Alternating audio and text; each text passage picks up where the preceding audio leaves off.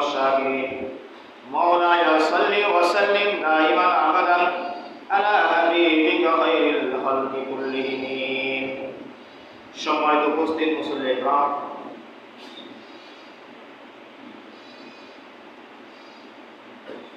বাবার বয়সী মুরব্বীরা সময় বয়সী যুবক ভাইয়েরা ছেলেহের বসে মাসুম বাচ্চারা আগত মুসল্লি کرام পর্দার সমস্ত খাওয়াতে মা বোনেরা সর্বপ্রথম আসসালাম গ্রহণ করুন আসসালামু আলাইকুম ওয়া রাহমাতুল্লাহি ওয়া বারাকাতুহু ওয়া আলাইকুম আসসালাম ওয়া রাহমাতুল্লাহি ওয়া বারাকাতুহু মহান রব্বুল আলামিনের দরবারে লাখ কোটি শুকরিয়া আদায় করি যে মহান রব্বুল আলামিন আমাদেরকে দুনিয়ার সমস্ত কাজ থেকে বিরত রেখে মাহে জিলকদের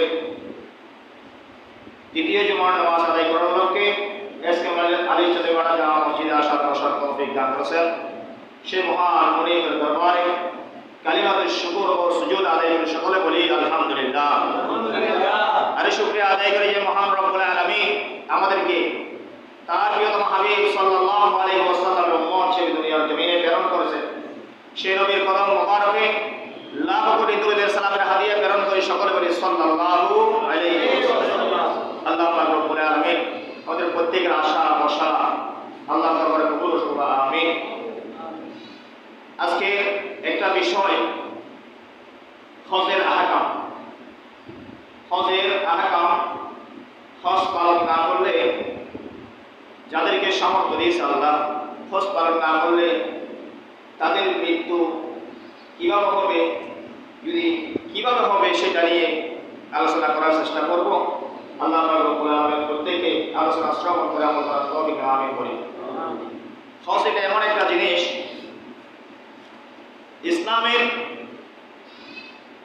5 রুকনের মধ্যে একটা রুকন ইসলামের স্তম্ভের মধ্যে একটা স্তম্ভ অন্যতম যেমন নামাজ ঈমান প্রতিটা সেকেন্ডের প্রয়োজন ঈমান জিনিসটা মানুষের ঈমান এটা 1 সেকেন্ডের জন্য যদি এদিক সেদিক হয় মৃত্যু কোন সময় আসবে তো বলা যায় না হঠাৎ 1 সেকেন্ডের জন্য আপনি ঈমানকে ছেড়ে দিলেন ঈমান ছেড়ে অন্য ধর্ম অবলম্বন করলেন ঈমানের ক্ষতি হয় এমন কোনো কথাবার্তা কাজের মধ্যে লিপ্ত হয়ে গেছে এমন সময় যদি মৃত্যুবরণ করেন তাহলে আপনি মুসলমান হিসেবে মৃত্যুবরণ করবেন না ইমানদার হিসেবে সেজন্য ঈমানটা সর্বাক্ষণ ঈমানটাকে হেফাজত করা একজন মুসলমানের গুরুত্বপূর্ণ দায়িত্ব আল্লাহ এটা ঈমানটা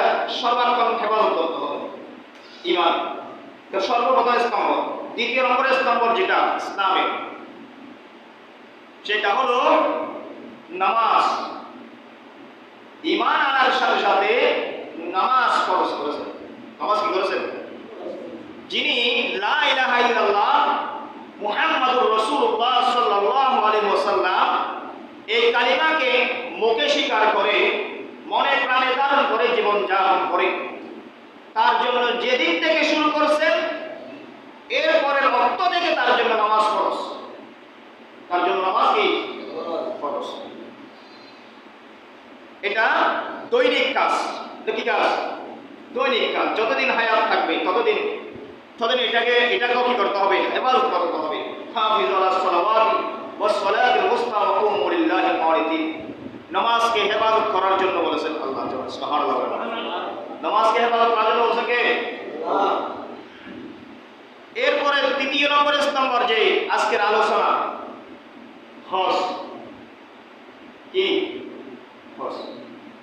হজ এটা বছরে একবার নয় এটা জীবনে একবার কিসেরবার জীবনে একবার যাকে আল্লাহ সামর্থ্য দিয়েছেন বাংলাদেশ থেকে হানায় কাবা সফর করার জন্য আল্লাহ সবাইকে সামর্থ্য দেয় নাই যাদেরকে সামর্থ্য দিয়েছেন তাদের জন্য হানায় কাবা দিয়ে হজ পালন করা হানায় কাবার সামনে লব্বাইক আল্লাহুম্মা লব্বাইক বলা হানায় কাবাকে তাওয়াফ করা ওইখানে হজ পালন করা তার জন্য জীবনে একবার ফরজ করেছেন সুবহানাল্লাহ জীবনে একবার এবং যাকাত আছে না আছে রমজানের সিয়াম সাধনা এগুলো ফরজ করেছেন। রমজানের সিয়াম সাধনা বছরে 1 মাস, বছরে কয় মাস? বছরে কয় মাস? 1 মাস। তার জন্য সুস্থ শক্তিবান, যার রমজানের সিয়াম সাধনা রাখার সামর্থ্য রাখে, তার জন্য বছরে 1 মাস সিয়াম সাধনা করা, রমজান মাসে সিয়াম সাধনা করা ফরজ। কি করেছেন? ফরজ করেছেন। যাকাত তাও সম্পদ যখন নেশাব পরিমাণ সম্পদ যখন 1 বছর অতিবাহিত হবে এবং দ্বিতীয়বার বছরও যদি অতিবাহিত হয়, এভাবে এই যাকাতকে মানুষের কাছে প্রদান করা, যাকাত প্রদান করা, নিজের মালের হিসাব করে প্রদান করে দেওয়া, এটাও ফরজ। সুবহানাল্লাহ। তার মধ্যে অন্যতম ফরজ হলো হজ। অন্যতম ফরজ হলো কি? হজ। এটা বছরে একবার নয়, জীবনে একবার। জীবনে একবার। যার সামর্থ্য বারবার করতে চাইলে করতে পারবে, কোনো সমস্যা কিন্তু জীবনে একবার হজ পালন করা সামর্থ্যবান ব্যক্তির জন্য ফরজ। আল্লাহ রাসূল সাল্লাল্লাহু আলাইহি ওয়াসাল্লাম বলেছেন, আসআদাকুমুল্লাহু বিজিয়ারাতি বাইতিল্লাহি রাব্বিল আলামিন। সৌভাগ্যবান ওই ব্যক্তি যারা আল্লাহ তাদেরকে সামর্থ্য দিয়েছেন এবং খানায়ে কাবা তওয়াফ করেছেন, জিয়ারত করেছেন। সুবহানাল্লাহ। মিনাল মা'লুমি আন্নাল হাজ্জা ইসলামি রুকনুন আযীম। ইসলামের গুরুত্বপূর্ণ রুকুন হলো, ইসলামের অন্যতম রুকুন হলো হজ পালন করা। সুবহানাল্লাহ। এটা এমন একটা ইবাদত, স্বতন্ত্র ইবাদত। কি ইবাদত? স্বতন্ত্র ইবাদত। আল্লাহ পাক রব্বুল আলামিন যাদেরকে সামর্থ্য দিয়েছেন তাদেরকে সময় মতো হজ পালন করার তৌফিক দান করি। এখন যাদেরকে আল্লাহ এখনো সামর্থ্য দিয়ে নাই, আল্লাহ প্রত্যেককে খানায়ে কাবার মুসাফির হওয়া, নবী পাক সাল্লাল্লাহু আলাইহি ওয়াসাল্লামের রওজা মুবারক জিয়ারত করার তৌফিক দান করি। এই হজ পালন করতে হবে। এটা যারা পালন করে না, ইচ্ছাকৃতভাবে পালন করে না, আমি বললাম হজ পালন করার সামর্থ্য আছে কিন্তু পালন না করে মৃত্যুবরণ করলো, তাহলে এটা আল্লাহর সমস্ত বলে ওহুদাল্লিল আদ ওমান তাতাওয়া খাইরান ফা ইন্নাল্লাহা শাকিরুন আলিম। আল্লাহ বলেছেন, যারা স্বেচ্ছায় আল্লাহর ইবাদতগুলোকে সম্পন্ন করে, নফল ইবাদত করে, এটার প্রতিদান আল্লাহ নিজের হাতে দেয়। এবং যাদেরকে আল্লাহ সামর্থ্য দিয়েছেন ইবাদত করার জন্য, ফরজ করেছেন কিন্তু আদায় করে না। অন্য আয়াতের মধ্যে আল্লাহ বলেছেন, মান ইসতাতাআ ইলাইহি সাবিলা ওয়া মান কাফারা ফা ইন্নাল্লাহা গনিয়্যুন আনিল আলামিন। কাফের মুশরিকরা যেরকম দুনিয়ার সমস্ত জগৎ থেকে বেপরোয়া, তদ্রূপ ওই সমস্ত ব্যক্তি মুসলমান নামদারি যারা মুসলমান, সামর্থ্য থাকার পরও হজ পালন করলো না, যাকাত প্রদান করলো না, নামাজ আদায় করলো না, রমজান সিয়াম সাধনা পালন করলো না, তারা সমস্ত জগৎ থেকে কাফের মুশরিকের মতো বেপরোয়া হয়ে থাকবে বলে নাউযুবিল্লাহ। তাহলে আমরা কি বেপরোয়া হতে চাই নাকি ওয়াফাদার হতে চাই? আমরা কি ওয়াফাদার হতে চাই নাকি বেপরোয়া হতে চাই? আমাদেরকে ওয়াফাদার বান্দা হতে হবে। আমরা যদি বেপরোয়া হয়ে কবরে যাই, কবরও শান্তি নেই। কবরও কি নাই? শান্তি। কবরও শান্তি নাই। আসলে ময়দান তো নাই। কবরের মধ্যে যে ঘুমাবেন, বডি দিয়ে আসবে, ওই বডির কোনো কি নাই? শান্তি নাই। কবরে দেওয়ার সাথে সাথে আমাদেরকে রেখে যখন 40 কদম চলে আসবে, আমাদের আপনজনরা যখন 40 কদম চলে আসবে, আসার সাথে সাথে আমাদের রূহ নামক জিনিসটা আবার ফেরত আসবে। ওই রূহটা কখনো আমাদের ভিতর থেকে বের করা হবে না। কিয়ামতের পূর্বে আর কখনো ওই রূহটাকে কখনো বের করা হবে না। ওটা থাকবে, এটাকে এমন যন্ত্রণা দিবে, কষ্ট দিবে, বলবেন সবাই, ওই সময় যন্ত্রণা সহ্য করতে না পারে বলবেন সবাই, আমাকে মৃত্যু দিতেও তো অনেক ভালো হতো, কারণ মৃত্যু তো একবার হয়ে গেছে। ওই রূহ আর বের হবে না। কষ্টের উপর কষ্ট, কষ্টের উপর কষ্ট কিয়ামত পর্যন্ত চলতে থাকবে। কিয়ামতের ময়দানে এখানে গিয়ে কিয়ামতের ময়দানে যাওয়ার পরও শাস্তির কোনো কি নাই? কমতি নাই। আল্লাহ পাক রব্বুল আলামিন আমাদের প্রত্যেককে সময় মতো 5 ওয়াক্ত নামাজ আদায় করার, যাদেরকে আল্লাহ সামর্থ্য দিয়েছে হজ পালন করার, তাদেরকে সময় মতো হজ পালন করার তৌফিক দান আমিন করি। আল্লাহ পাক রব্বুল আলামিন কোরআনে কারীমের মধ্যে উমাই ইউআযিম শাআইরাল্লাহ ফাইন্নাহা মিন তাকওয়াল কুলুব। আল্লাহ পাক রব্বুল আলামিন যারা মহান আল্লাহর নির্দেশনাবলী সম্মান প্রদর্শন করে, আল্লাহর নিদর্শনের প্রতি যারা সম্মান প্রদর্শন করে, নিশ্চয় তারা খোদা বীরের অন্তর্ভুক্ত। সুবহানাল্লাহ বলেন না? যারা যারা আল্লাহর নিদর্শন, আমরা নিজেরাই একটা আল্লাহর নিদর্শন, ঠিক কিনা বলেন না? আমরা আমাদের বিধর্মীরা মানুষ বানাই, হাত 10টা জায়গায় 2টার জায়গায় 10টা লাগাই, কিন্তু রূহ নামক জিনিসটা দিতে পারে না। সে যেহেতু দিতে পারে না, আল্লাহ আমাদেরকে 2টা হাত দিয়েছেন, 2টা চোখ দিয়েছেন, 2টা পা দিয়েছেন। এই 2টা দেওয়ার পরে আমরা আমাদের ওই মানুষগুলাই আবার 10টা হাতওয়ালা মানুষ বানাই, কিন্তু কি দিতে পারে না? রূহ দিতে পারে না। সেজন্য আল্লাহর জিনিস নিয়ে চ্যালেঞ্জ করা যায়, আল্লাহর সাথে কোনো জিনিস নিয়ে চ্যালেঞ্জ করা যায় না। কারণ তারা যদি সে একবার রূহ দিতে পারত, তাহলে তো শেষ। ইসলামের অস্তিত্ব রাখতো তারা? কথা বলেন না? ইসলামের অস্তিত্ব রাখতো? কিন্তু আল্লাহ সেটার জন্য নয়, আল্লাহর সমস্ত নিদর্শনের প্রতি আল্লাহ চ্যালেঞ্জ করে দিয়েছেন। আমার একটা নিদর্শনকে তোমরা যদি তোমাদের মতো করে তোমরা জমির মধ্যে বাস্তবায়ন করতে পারো, তাহলে আমার নিদর্শনগুলো মিথ্যা হয়ে যাবে। কি হয়ে যাবে? আল্লাহ পাক রব্বুল আলামিন এই যে আল্লাহর নিদর্শনের প্রতি সম্মান প্রদর্শন করা, আল্লাহর নিদর্শন হানায়ে কাবা, আল্লাহর নিদর্শন পাহাড়, আল্লাহর নিদর্শন সাগর, আল্লাহর নিদর্শন গাছপালাগুলো, আল্লাহর নিদর্শন আমরা নিজেরাই। এই নিদর্শন একে অপরের প্রতি সম্মান যখন করবে, একটা কথা আছে, আপনি যখন কাউকে সম্মান করবেন, আপনি অবশ্যই সম্মান পাবেন। আপনি কাউকে যদি সম্মান না করেন, আপনি কি পাবেন? সম্মান পাবেন না। সম্মান পেতে হলে আগে আপনাকে সম্মান করতে হবে। সেজন্য আল্লাহ বলতেছেন, ওমাই ইউআযিম শাআইরাল্লাহি ফাইন্নাহা মিন তাকওয়াল কুলুব, যারা আমি আল্লাহর নিদর্শনের প্রতি সম্মান প্রদর্শন করে, তার অন্তরের মধ্যে মিন তাকওয়াল কুলুব, তার অন্তরের মধ্যে তাকওয়া আছে, পরহেজগারিতা আছে, তার অন্তরের মধ্যে আমি আল্লাহর ভয় আছে, আমি আল্লাহর মহব্বত আছে। সুবহানাল্লাহ। তাহলে আমরা মসজিদকে সম্মান করবো কিনা? মসজিদ এটা আমরা কেউ যদি টাকা দিই, এটা হয়ে যেত। কারণ ইব্রাহিম আলাইহিস সালাম যখন হানায়ে কাবা নির্মাণ করার পর যে কঙ্করগুলো ছিল, আল্লাহ হুকুম করছেন, ইব্রাহিম তুমি হানায়ে কাবার উপরে উঠে কঙ্করগুলোকে তুমি ছিটিয়ে দাও। এগুলা যেই জায়গার মধ্যে পড়বে, সেই জায়গার মধ্যে কিয়ামতের পূর্বে আমি একটা আল্লাহর ঘরের শাখা করে দিব। সুবহানাল্লাহ। তো ইব্রাহিম আলাইহিস সালাম প্রশ্ন করলেন, আমি তো ছিটাইলে পৃথিবীর আনাচে কানাচে যাবে না, হানায়ে কাবার চতুর্পাশে পড়ে যাবে এগুলা।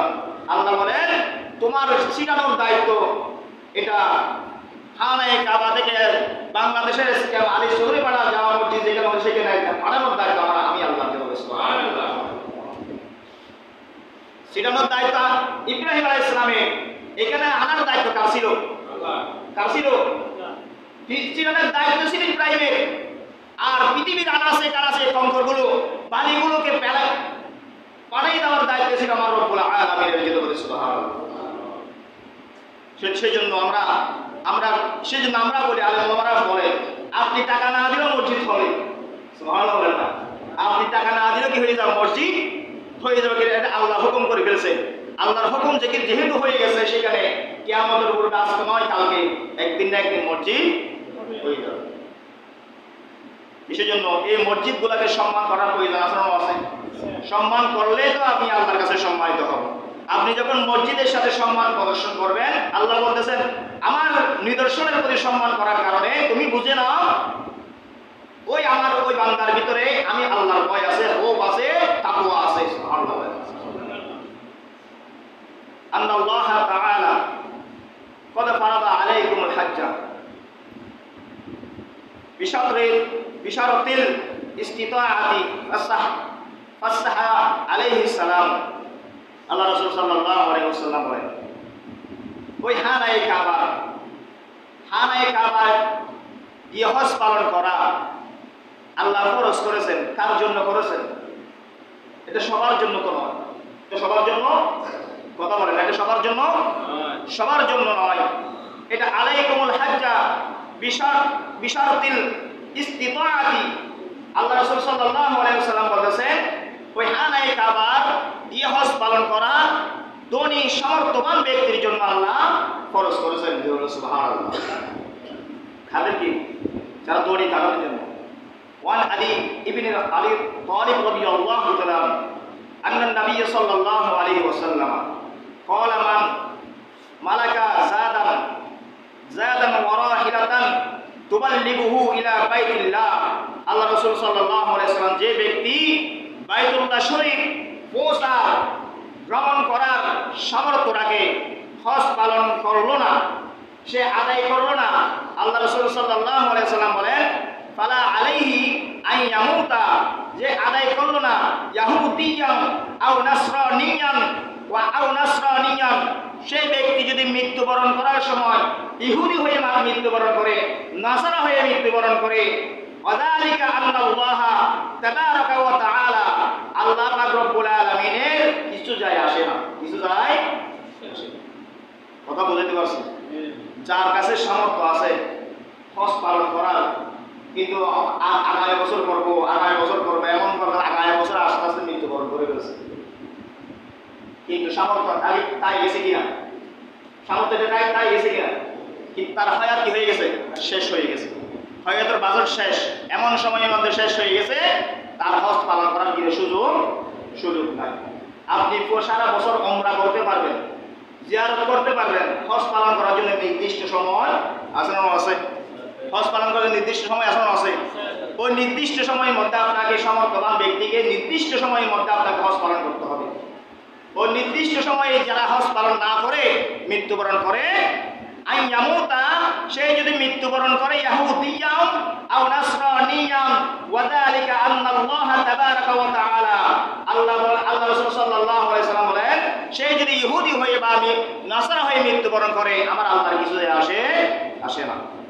ওয়ালিল্লাহি আলান নাসি হিজ্জুল বাইতি মান ইসতাতা ইলাইহি সাবিলা মুমিন বান্দারা তার প্রতি মুমিন বান্দার প্রতি আল্লাহ পাক রব্বুল আলামিন হজ পালন করা আল্লাহ পাক রব্বুল আলামিন ইসতাতা ইলাইহি সাবিলা ফরজ করেছেন সুবহানাল্লাহ তো হজ পালন করা ফরজ করেছে এক সামর্থ্যবান ব্যক্তি আর মুমিন ব্যক্তি সামর্থ্যবান ব্যক্তি হজ পালন করা ফরজ করেছে এবং হজ পালন করবে যে ওই হজ পালন করার জন্য যে যিনি নির্দেশ গ্রহণ করবে ওটি সাধারণ মানুষ নয় মুমিন বান্দা কি বান্দা মুমিন বান্দা ওয়ান ইবনে আব্বাস রাদিয়াল্লাহু তাআলা মারফুআন আন নবী সাল্লাল্লাহু আলাইহি ওয়াসাল্লাম قال من كان له مال يبلغه حج بيت ربه أن تجب عليه فيه الزكاة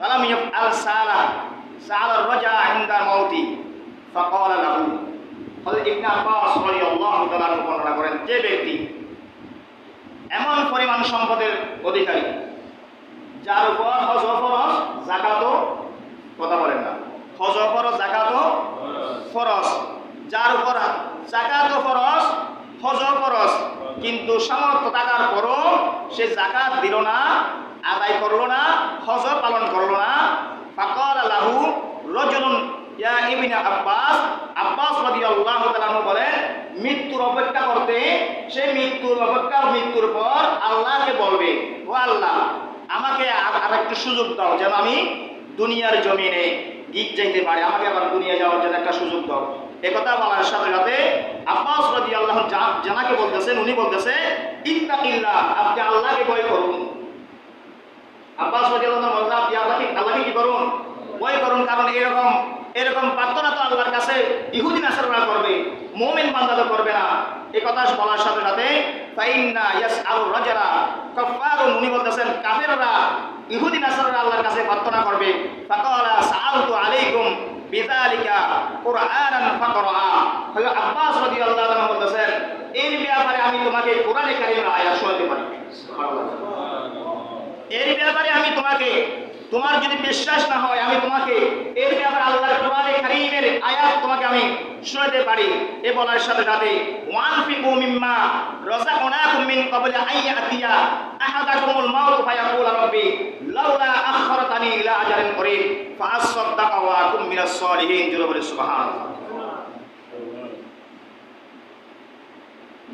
সূরা মুনাফিকের আয়াত হযরত আব্বাস রাদিয়াল্লাহু তাআলা তেলাওয়াত করে শোনালেন বলতেছে এই আয়াতের মধ্যে আল্লাহ পাক রব্বুল আলামিন বলতেছেন আমার যখন মৃত্যু বরণ করবে, মৃত্যুবরণ করার পর মুসলমান যারা মৃত্যুবরণ করার পর যারা দান সদকা তাদেরকে আল্লাহ হুকুম করতেছেন, ওয়ানফিকু মিম্মা রাযাকনাকুম মিন ক্বাবলি, মুমিন বান্দা তোমরা আমার দেয়া সম্পদ থেকে তোমরা আমার রাস্তায় ব্যয় করো, আল্লাহর রাস্তায় খরচ করো।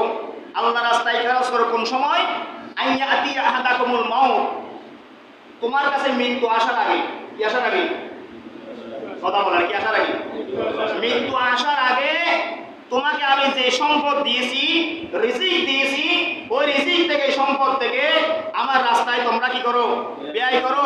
আইয়া আতিয়া আহাদাকুমুল মাউত ফায়াকুল রাব্বি লাউলা আখখারতানি, তখন মৃত্যু আসার পূর্বে প্রত্যেক মৃত্যু ব্যক্তি কৃপণরা আল্লাহর কাছে প্রার্থনা করবে, আল্লাহ আমাকে আবার সুযোগ দাও যেন আমি দুনিয়ার জমিনে গিয়ে দান সদকা করতে পারি। ফাআসসাদদাকা ওয়া আকুম মিনাস সালিহিন, আল্লাহ বলেন প্রশ্নকালো তোমাকে আর সুযোগ দেওয়া হবে না। ফাআসসাদদাকা ওয়া আকুম মিনাস সালিহিন, উনি বলতেছেন আমি এখন দান সদকা করে করে আপনার নেককার বান্দাদের অন্তর্ভুক্ত হতে পারি। সুবহানাল্লাহ বলেন না, কিন্তু এই প্রার্থনা আল্লাহর দরবারে কি হবে? কবুল হবে না। যা করতে আপনাকে যে সুযোগটা দিয়েছেন 50 বছর, 60 বছর, 30 বছর, 100 বছর, এর ভিতরে করতে হবে। এর ভিতরে আপনি হজ পালন করেন, যাকাত দেন, যত দান সদকা যত ভালো কাজ আছে, নামাজ পড়েন, সব কিছু এই হায়াতের ভিতরে করতে হবে। আপনি মৃত্যুর উপর আর কিছু করার কিনা সুযোগ নাই।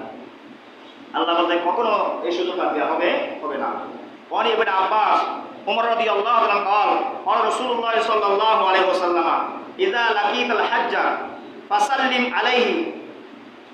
عليه وصافحه ومره أن يستغفر لك قبل أن يدخل بيتا فإنه مغفور له।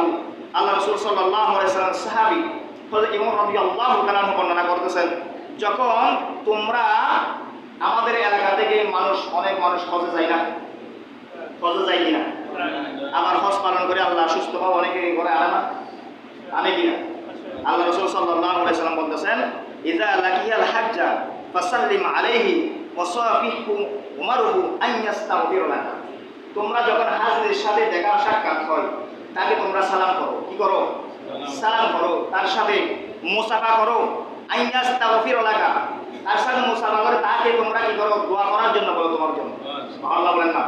হাজীদের 40 দিন পর্যন্ত হজ করে আসা, আনায় কাবা দেখে আসার 40 দিন পর্যন্ত যে দোয়া করবে আল্লাহ দোয়া কবুল করবে। যে দোয়া করবে সে দোয়া কি করবে? কয়দিন? 40 দিন। আল্লাহ রাসূল বলতেছেন, তোমরা যখন তাদের সাথে সাক্ষাৎ হয় তার সাথে তোমরা তাকে সালাম দাও, মুসাফা করো, মোলাকাত করো, এবং তার সাথে আইয়াস্তাগফির লাকা, আর তারকে বলো তোমার জন্য ইস্তিগফার করার জন্য, দোয়া করার জন্য। কবলা আইয়াদখুলাহা বাইতান, কখন করবে? তার ঘরের মধ্যে প্রবেশ করার আগে, ঘরের মধ্যে প্রবেশ করার আগে। ফাইন্নাহু মাগফুরুন লাহু, আল্লাহ পাক রব্বুল আলামিন যখন দোয়া করবে ওই দোয়া কবুল করবে। সুবহানাল্লাহ। ওই দোয়াকে মকবুল দোয়া হিসেবে কবুল করবে। ওই দোয়া আল্লাহর দরবারে কবুল হবে যদি আপনি দোয়া, এখন বলেন কি বিশেষ দোয়া করবে? আমরা তো টাকা পয়সার জন্য দোয়া চাই, সম্পদশালী হওয়ার জন্য দোয়া চাই। আসল হযরত ইমাম গাজ্জালী রাদিয়াল্লাহু তাআলার কাছে একজন ব্যক্তি দোয়া চাইতেন। আমি আরেকবার বলছিলাম ঘটনা, প্রাসঙ্গিক বলতে হয় ঘটনা। দোয়া চাইতেন, হুজুর আমার জন্য একটু দোয়া করেন। তো হুজুর দোয়া করতেন, আল্লাহ ওনাকে মানুষ বানাইতেন। ওনাকে কি বানাইতেন? মানুষ বানাইতেন। ওনাকে মানুষ বানাইতেন। প্রতিদিন দোয়া করতেন। আরেকদিন বলতে, হুজুর আমার জন্য দোয়া করেন, আমার পরিবারের জন্য দোয়া করেন, যেন আমার ব্যবসা বাণিজ্য কি হয়, ভালো হয়। তো আমি তো আপনার জন্য প্রতিদিন দোয়া করি। কতটা আপনি তো প্রতিদিন ধরো মানুষ হওয়ার জন্য। আমি তো মানুষই আছি, মানুষই আছি, তাহলে আবার মানুষের জন্য তো দোয়া করার প্রয়োজন। আমি তো মানুষ। তখন বলছে, আপনি কি মানুষ? তখন হুজুরের মাথার মধ্যে একটা কি ছিলেন? টুপি ছিলেন। টুপিটা মাথায় দিলেন, দেওয়ার পর বলে একটু দূরের দিকে তাকান। দেখতেছে দূরের দিকে যখন তাকাচ্ছে, আশেপাশে দেখা যাচ্ছে সব মানুষ, যেগুলো টুপি দেওয়ার আগে যেগুলো মানুষ ছিল ওগুলো আর মানুষ রূপে দেখা যাচ্ছে না, ওগুলো জীবজন্তুর আকার ধারণ করছে। আরেকটু দূরে তাকান, দেখা যাচ্ছে ছোট্ট ছোট্ট কিছু মানুষ, যাদের ভিতরে মনুষ্যত্ব আছে। এখন মানুষগুলো জীবজন্তুর আকার দেখা যাচ্ছে কেন? তাদের অন্তর উপরে মানুষের মতো, তাদের অন্তরটা জীবজন্তুর চেয়ে খারাপ, হাইওয়ানের মতো। কিসের মতো? হাইওয়ানের মতো। হাইওয়ানের মতো। এগুলো তো দেখা যায়। যেমন আমরা রাসূল সাল্লাল্লাহু আলাইহি ওয়াসাল্লামের কাছে তিনজন ব্যক্তি গিয়েছেন। কয়জন ব্যক্তি? তিনজন ব্যক্তি গিয়েছেন দোয়া চাওয়ার জন্য, কিছু আমল নেওয়ার জন্য। আল্লাহ রাসূল সাল্লাল্লাহু আলাইহি ওয়াসাল্লাম বলেন, ইয়া রাসূলুল্লাহ, আমাকে কিছু আমল দেন। কি দেন? এক্সট্রা কিছু কি দেন? আমল দেন। রাসূল সাল্লাল্লাহু আলাইহি ওয়াসাল্লাম বলতেছেন, যাও তুমি মানুষকে ইচ্ছা মতো খাওয়াও, মানুষকে ইচ্ছা মতো খাওয়াও। আরেকজন গেলেন, বলতেছে, ইয়া রাসূলুল্লাহ, আমাকে একটা এক্সট্রা আমল দেন। আল্লাহ রাসূল সাল্লাল্লাহু আলাইহি ওয়াসাল্লাম, যাও তুমি বেশি বেশি জিকির করো, বেশি বেশি কি করো? জিকির করো। আরেকজন গেলেন, ইয়া রাসূলুল্লাহ, আমার জন্য একটু দোয়া করেন। আল্লাহ রাসূল সাল্লাল্লাহু আলাইহি ওয়াসাল্লাম বলেছেন, যাও তুমি তোমার মা বাবার সেবা করো। সুবহানাল্লাহ। প্রশ্ন একটা, উত্তর কয়টা? তো ডাক্তারি করতে হবে রোগ বুঝে। আল্লাহ রাসূল সাল্লাল্লাহু আলাইহি ওয়াসাল্লাম তাদের অন্তরে কি রোগ হয়েছে সেটা দেখে আল্লাহ রাসূল সাল্লাল্লাহু আলাইহি ওয়াসাল্লাম চিকিৎসা দিয়েছেন। সুবহানাল্লাহ। আল্লাহ রাসূলকে যারা ধারণ করেছেন, মনে প্রাণে ধারণ করেছেন, তাদেরকে আল্লাহ এমন কিছু চক্ষু দিয়েছে যে চক্ষু দ্বারা আমাদের অন্তরের মধ্যে কি রোগ আছে সেই রোগটা দেখতে পাই। সুবহানাল্লাহ বলেন না? তখন ইমাম গাজ্জালী আলাইহির রহমা উনি বলতেছেন, এখন একটু নিজের শরীরের দিকে, অবয়ের দিকে লক্ষ্য করে দেখো, তোমাকে কিসের মতো লাগে? তখন বলতেছে, তার শরীরের মধ্যে যেরকম গরু এবং ভেড়ার থেকে লোম বের হয়, তার শরীর থেকে সেরকম লোম বের হচ্ছে। নাউযুবিল্লাহ। উপরের দিকে মানুষের মতো, ভিতরে কি গরু ছাগলের মতো বলেন না? কিসের মতো? গরু ছাগলের মতো। সেজন্য আল্লাহ রাসূল সাল্লাল্লাহু আলাইহি ওয়াসাল্লাম এবং আমাদেরকে যারা হজ পালন করে আসে,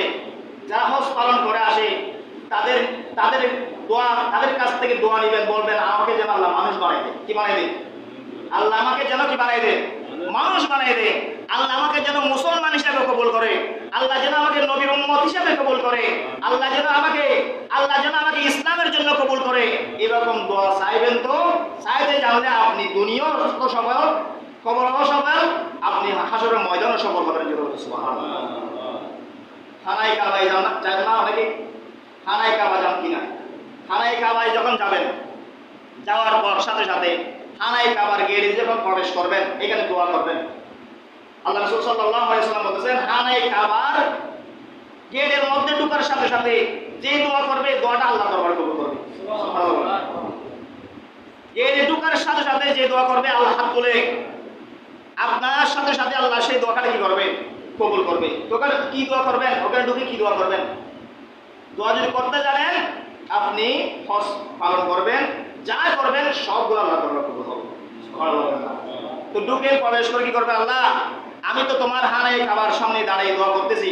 শুনেছি রাসূল পাক সাল্লাল্লাহু আলাইহি ওয়াসাল্লাম বলেছেন, এই দরজার মধ্যে দাঁড়িয়ে যে দোয়া করে সেই দোয়াটা কবুল করে। আল্লাহ, আজকে আমি দোয়া করতেছি, আমি হানায় কাবার মধ্যে ঘুরতে সময়, ফিরতে সময় যা দোয়া করবো, আল্লাহ আমার সব দোয়া কবুল করে নিন। সুবহানাল্লাহ। এভাবে যদি সে বলতে জানেন, আপনার সমস্ত দোয়া কবুল হবে। যেহেতু আপনার প্রথম দোয়া কবুল করছেন, আপনার আল্লাহ রাজি করে ফেলছেন সকল দোয়া কবুল করার জন্য, সেক্ষেত্রে আপনার সকল দোয়া কি হয়ে যাবে? কবুল হয়ে যাবে। আল্লাহ পাক রব্বুল আলামিন প্রত্যেককে বোঝার আমরা তৌফিক দান আমিন বলি। ওই হাজী সাহেব যখন আসবে, হাজী সাহেবদেরকে আপনার সালাম দিবেন, মুসাফা করবেন এবং তার সাথে মোলাকাত করবেন। তাকে বলবেন, যেন আমাকে আল্লাহ মানুষ বানাই দেয়। কি বানাই দেয়? আমরা এমনি মানুষ আছে, কিন্তু ভিতরে আমাদের মনুষ্যত্ব নেই। আসেনি? কথা বলেন না? আমাদের ভিতরে মনুষ্যত্ব আসেনি? নাই। সেই জন্য মনুষ্যত্ব যখন আমাদের ভিতরে ফিরে আসে, সবার কাছ থেকে একে অপরের জন্য দোয়া করবেন, নিজের জন্য আল্লাহর কাছে দোয়া করবেন, আল্লাহ আমাকে মানুষ বানাই দাও, আমার পরিবারকে মানুষ বানাই দাও, আমার ভাইকে মানুষ বানাই দাও, আমার প্রতিবেশীকে মানুষ, আমার মুসলমান ভাইদেরকে অনেকের অন্তরের মধ্যে আল্লাহ ঘৃণা, একে অপরের প্রতি ঘৃণা হয়েছে, আল্লাহ ঘৃণাগুলো দূর করে দাও, পরিষ্কার করে দাও। আল্লাহ আমাদের সকলকে মানুষ হিসেবে কবুল করো, তোমার নবীর উম্মত হিসেবে কবুল করো, তোমার বান্দা হিসেবে কবুল করো। আমিন বলেন না? এরকম দোয়া করবেন। শুধু টাকা পয়সার জন্য দোয়া করবেন এরকম নয়। এগুলো যখন করতে জানবেন, মানুষ যখন হবেন, দেখবেন না আপনার যার অভাব থাকবে না। আল্লাহ পাক রব্বুল আলামিন আমাদের প্রত্যেককে বোঝার তৌফিক আমিন বলি। আনহু মারফুআন মান হাজ্জা ফাসাদা কবরি বাদা মাউত কানা কামান জারনি ফি হায়াতি। আল্লাহ রাসূল সাল্লাল্লাহু আলাইহি ওয়াসাল্লাম বলেন, যারা হানায় কাবা হজ